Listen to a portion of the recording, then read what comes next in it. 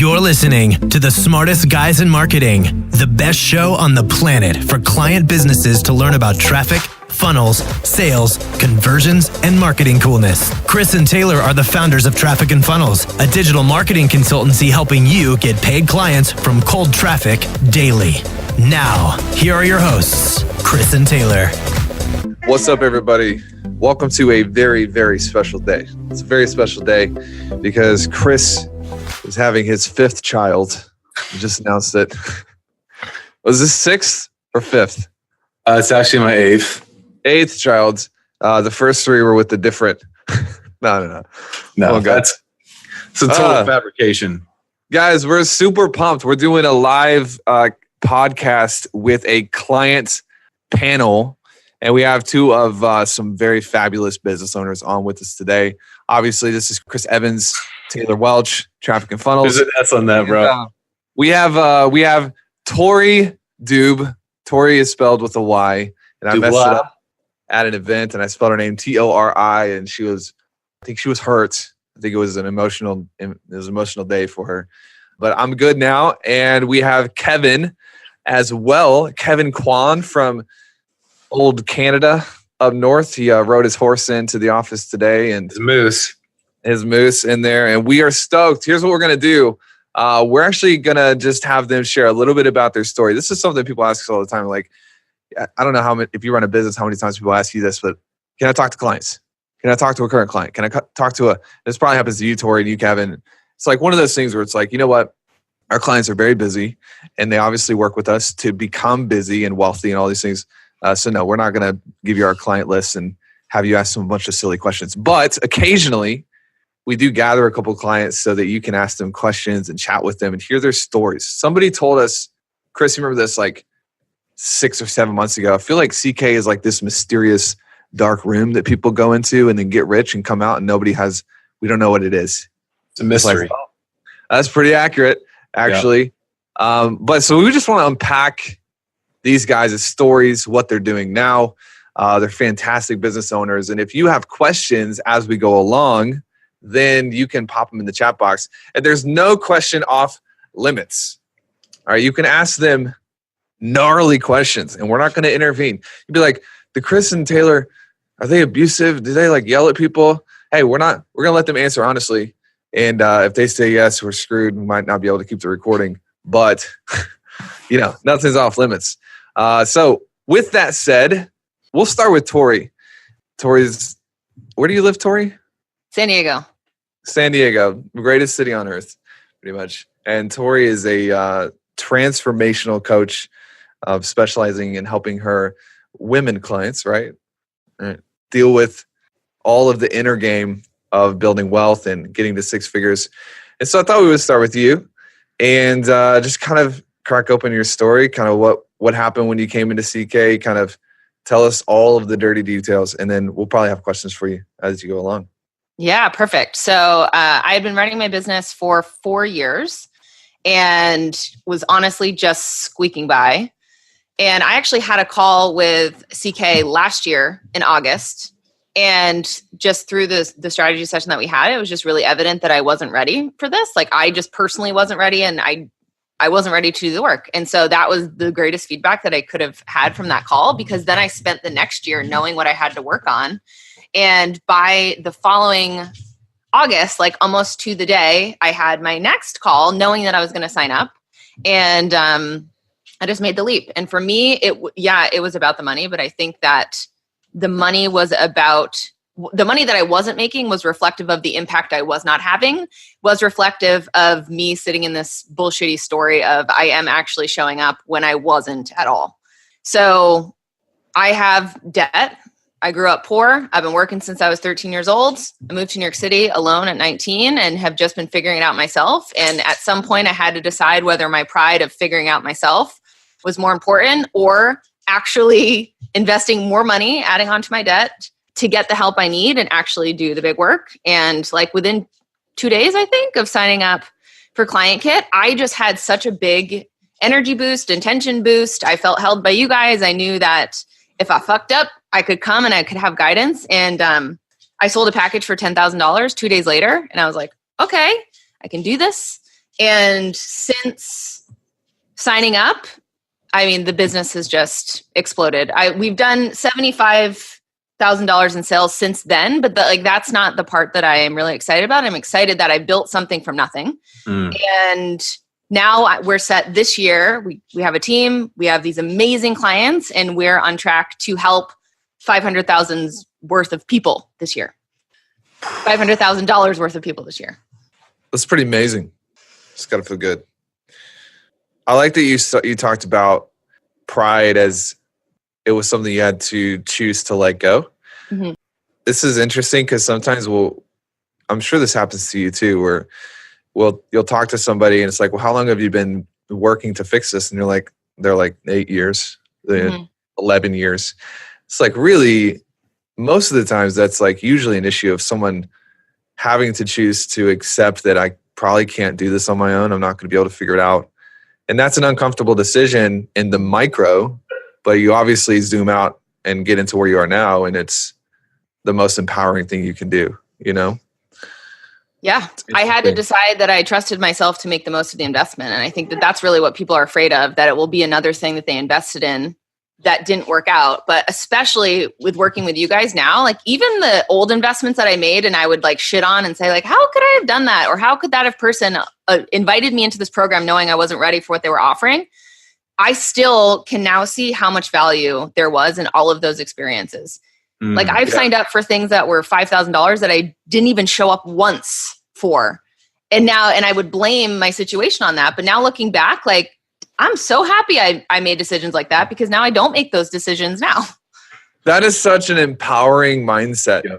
It's such an empowering mindset because people, you see even, we can't say his name, but it rhymes with Panner. Say do that again. And he'll be like, I wasted 50 grand before CK. And it's like, you didn't. Mm-hmm. You paid a tuition of 50 grand. I think people are so stuck on like, well, I invested in this thing and it didn't work out and it was a waste and I don't want to do that again. And we'll talk with Kevin about that in a second.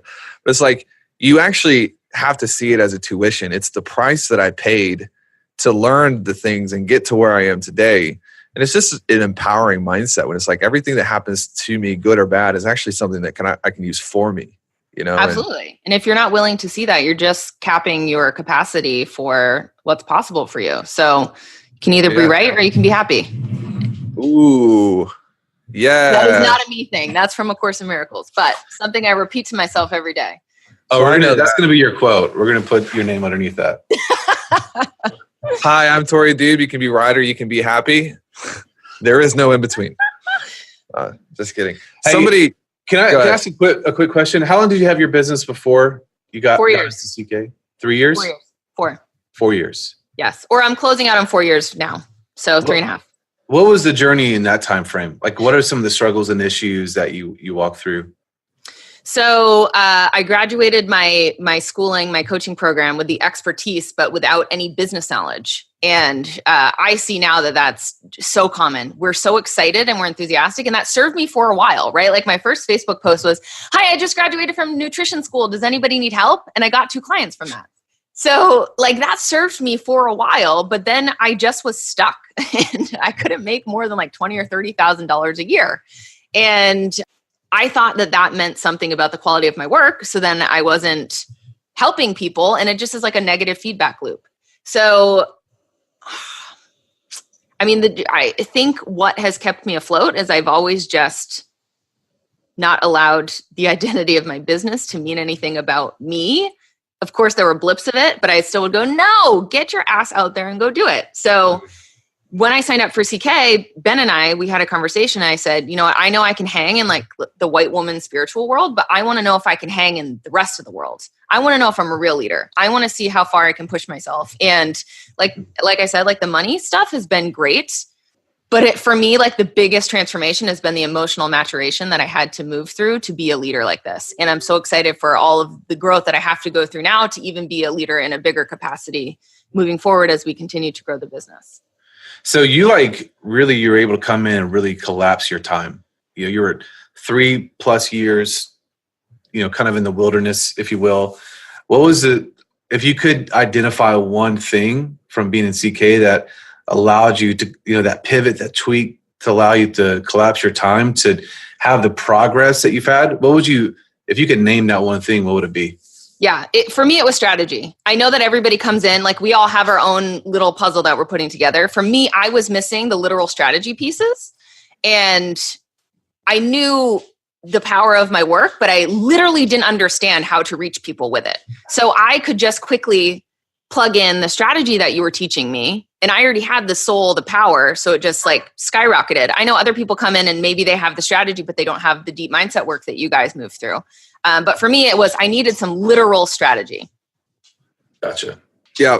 To piggyback on that, somebody asked, what was it? How did it work from day one? Maybe you could just, takes people through just a quick overview of like day 1 through day 10 was probably a little bit of chaos, but like what was your experience there if you go back and remember that? So I was personally internally having a heart attack. I could not breathe for the first probably 4 weeks of the program. But on your end, immediately upon sign up, I had access to the portal. And you say right away, like, you are going to drown if you're just here to ingest everything. So I tried to heed that advice and just start from the beginning and chip through it. And right away, I was also met by an email from concierge, which right away I just felt held. And I'm like, okay, I can do this. There's somebody who has eyes on me. There's somebody who's keeping tabs. Right that week, I had my first session where we started to actually break down what I was learning in the module.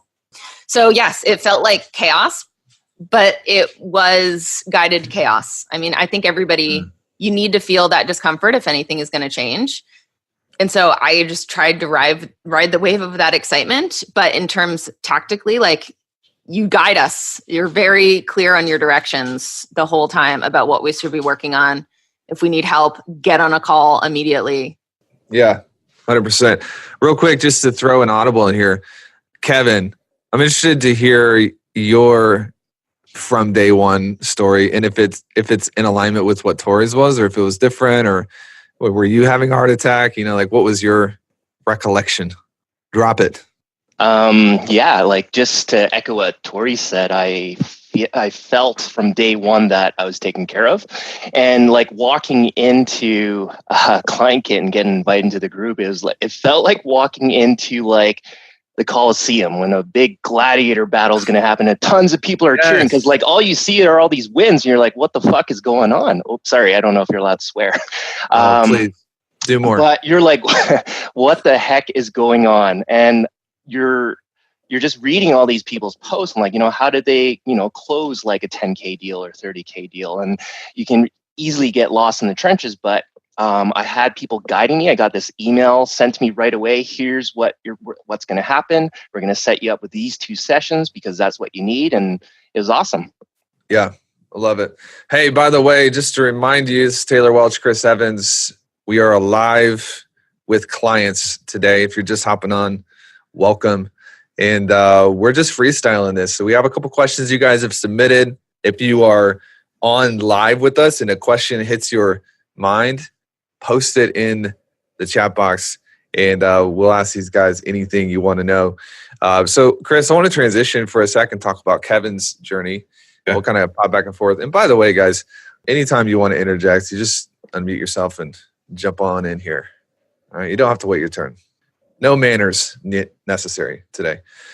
Kevin is a copywriter, and me and Kevin connected because we sort of had similar stories in my journey, starting out, learning how to write copy, trying to get clients, struggling to get clients, doing a great job. This is something we see a lot with service providers. It's just an excellent level. Tory mentioned this. You have an excellent expertise and no business knowledge. You don't really know how to build the business. That's the problem with most education these days. And so Kevin was in a place where he was terrific at what he did, wrote excellent copy. His campaigns were working, but he was just in a place where he had invested in some things that didn't really work out. And Kevin, I'll let you get into this, but had some pressure at home. His family, it was like terrified. I remember talking to you. I was like, get in here. And you're like, I can't. Like, I just can't. Like, my wife won't let me do it. And it's like, man, like if I could just get my hands on you, like we'll blow you up. So maybe tell your story real fast about the beginning days, first conversations coming in, what that looked like, and just unpack it for us. Yeah, so I've been following traffic and funnels for a while, like more than 6 months or so. So, before that, I used to own 2 gyms, built it from scratch. I invested a ton of money into my own education, developing my skill set, because I thought it was all about providing people results and they're going to refer me clients. But that wasn't the case. The referral thing dried up. And opening our second gym, we opened in a retail spot, which was kind of eating up a lot of cash flow from our second gym, our first gym. So we're in quite a bit of debt that I had to kind of pull ourselves out of. So what did I do? I took more courses, but all those courses were like on, like what Taylor said, education, developing that skill set. But what I needed was like business knowledge. So, fast forward to the conversation with Taylor, the reason why I couldn't jump in, even though I knew it was what I needed, was because of my wife. Because I started this new business, because I sold out of those gyms. I started a new business in this copywriting gig. It's only been a year, just had a baby. She was, 8 months at the time, bought a new house, and I'm asking for $10K or a lot of money to get in on this program. And she was like, she just blew up on me. He yelled at me and basically said that, you always are going to different courses and doing all this stuff and you have nothing to show for it. And obviously that hurt. So, I go back, tail in between my legs and be like, bro, I can't, sign up because it's going to cause problems at home. So I had a lot of objections because we also kind of had some debt from the old business that was on my personal credit card. So that was where she was tied into, and, unpacking everything from what my wife was angry at me for even bringing this up, was that it was just the debt. And, I knew, you can't make money unless you invest in learning how to make more money. And that didn't help either because, she's a doctor, so she's very logical in her thinking. And that's when she went to calling this a scam. It's like, you're going to pay some people to teach you how to make money online. So these people almost sound like scammers and MLM people. So I was like, okay. So I left it, talked to Taylor some more. And it was just kind of this fear that I had in just talking to my wife a little more and talking through it to make her comfortable. So, eventually it worked out. I'm in. So yeah, that's the story. And did you make your investment back? Yeah. So in December, when I started, I think the last week you kind of had a pep talk with me, a short pep talk. And that's kind of what pushed me over the edge. I don't know in US dollars, but the highest I've ever made was about 11.5 Canadian.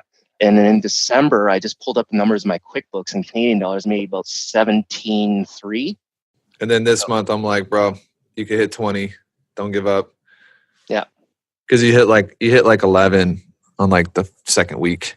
Yeah. It's nice to open up your bank account after the first week of January and have 8K in or what was it? Yeah, it was around like 8K in your bank account. Yeah. So Chris, I want to actually have you speak to this because being a family man and having a huge family to support, you basically have a bunch of orphans at your house. Not really. But before we get into that, just some advice for people watching this who have issues like this. I think one of the things that you have to understand, patience with the people in your life is a big deal. This is why, when we do consults with our team, which is why we're not doing fast action discounts. Just saying. This is why we're not like rushing things, because at the end of the day, like if the people in your worlds, if you're giving them whiplash, it's really going to slow you down. And so, Kevin, you didn't really, we kind of talked about this, and it was just one of those things where it's like, man, it's okay. Just keep going, like keep talking with her and kind of keep tracking. And it took you a little bit. I think it was about a month before you circled back and we were able to get you going. And a lot of people, what I really admire about Kevin is a lot of people would have that conversation, tail between their legs, and then they would just be like, it's just not going to work. They just bury it and move on. And I think that that's such a mistake because he would have missed out on this opportunity to be here if it was just like, oh, my wife doesn't want me to do it, and then never revisited. But he was pretty persistent. And so, Chris, in terms of this, like, what advice would you give people who maybe they got a family, or maybe they've had some bad decisions in the past and people are kind of holding them hostage because of that? You know what I mean? Yeah. Well, we see this a lot, even with clients that come in where, a spouse or family member is just not supportive of what they're doing. And they think it's just because like they're just not supportive, or they just hate them, where a lot of times they have depleted what we call the trust account. Like they've done things and they just haven't shown up. They haven't actually walked the walk. They've just sold the dream without actually producing. And so a lot of times the mistake that we see people make is they just talk too much instead of just doing. Instead of going out and getting your ass off the couch, getting your ass on the streets and producing cash. Like that's what it all comes down to. And I think why our process is so successful is because that's what we focus on. Generating cash, not just like selling a dream or talking about a dream, but your family members, your spouse actually seeing you collect money, seeing the bank account go up, where you're not talking about, like they're just seeing it, right? It becomes very tangible at that point. And then simultaneously, you start to see their trust of you just go up. Like that was me. Like I walked through this, I didn't understand how to just shut up and produce back in the day. And so my wife was just like, what? Like, what are you doing? And eventually I did. Like I just started producing. And then it got to a point where she trusts me now, any decisions that I make. So you got to be in a great environment, people who understand, they can see through your bullcrap. They're going to hold your feet to the fire. They're going to push you to produce. And you actually just showing up and producing for your family and not just selling the dream, because that's going to end bad for your relationship. Like if you want to take care of your family, produce. Don't talk about the dream. Actually make the dream happen. Yeah, 100%. All right, let's get some questions. So if you guys have any questions, it can be about what we're talking about. It could be about nothing that we're talking about. If you want to ask anything you want, post it in the chat box and we'll start going through some questions. Both of you guys, Tory and Kevin, question that is popping up a couple times is, how much money have you set aside for ad spend to get results? I haven't even run an ad yet. I'm sorry. There we go. Yeah, so but nothing. okay, but that's you asked how much money do I have set aside? I have $5,000 set aside to run ads this month. Oh, there we go. I just haven't run an ad yet. So but here's also a testament to like I have only touched this much of what you guys are going to teach me to do. Yeah, so this is like a difference. Like as the ad guy, I'm always mad if nobody's running ads. Not really, but it just goes to show like there's a lot of low hanging fruit that you just don't see yourself, and like how to actually extract that. That's as much as I love paid advertising, and I think everybody should do it, there's priorities and there's sequence. That's really important. So I would much rather you follow the right sequence and process to extracting money and building up that bank account so that you're in a way better position to actually run ads. Oh yeah. That was good, bro. That was profound. I'm here all day. Dude, that was like sustenance for my hungry soul. It's very good. Yeah, Kevin, you're not spending any money in ads right now either, right? Nope. No. I'm actually working up building the wife credit by paying my debts down. So I'm about $1,200 away from fully paying off my $8,000 credit card that she was harking on me for. So yes, I'm going to show her the zero. Yeah, create that new pattern, bro. Mm-hmm. That's what it's all about. This is another one from the same person. What can someone expect as the main outcome by going through CK? It's probably gonna be really hard because it's gonna be different for both of you probably, yeah. But what would you say? I would say foremost, just taking yourself and your business and your mission seriously. Because then it's like, if that domino is misaligned, the rest of the stuff is not going to happen. Yeah, I'd say the same thing about just alignment with yourself and learning how to regulate yourself and the inputs that produce results, and stop focusing on the end game so much, right? So that's the biggest takeaway I had. It's amazing how many people say that they run a business and they are not willing to put any skin in the game to hire a coach or mentor or whatever. No, you run a hobby on the side that you really don't care about. Welcome to the truth, ladies and gentlemen. If you don't like it, take your toys and leave and enjoy poverty. But it is unbelievable. What do? Oh, I run a business. Oh, I'm an entrepreneur. You're not an entrepreneur. You're a toddler playing with toys until you can invest in help. And I think this applies to people right now. If you've invested in a mentor in the past and you don't have a mentor now, same applies. Just saying. Me and Chris, we told you guys how much we spent with Jay at the Elite event last week. And we are unwilling to not take our business seriously by not having someone ahead of us to teach us. And so that is probably, Chris, I've never thought of this, but an intangible outcome of like when you do make an investment into getting into CK or Elite or whatever, it's like your whole being aligns with like, this is a real business. I'm taking myself seriously as an asset. My business is an asset. It's pretty cool. Yep. Anything else on that, or you want me to keep going? That's great. We do have a question from Andrew in the chat. Hit it. How do you get over the imposter feeling that you have when you're starting up? Is it a matter of just hopping in and doing for clients instead of trying to be perfect? I have something to say about that. Go for it.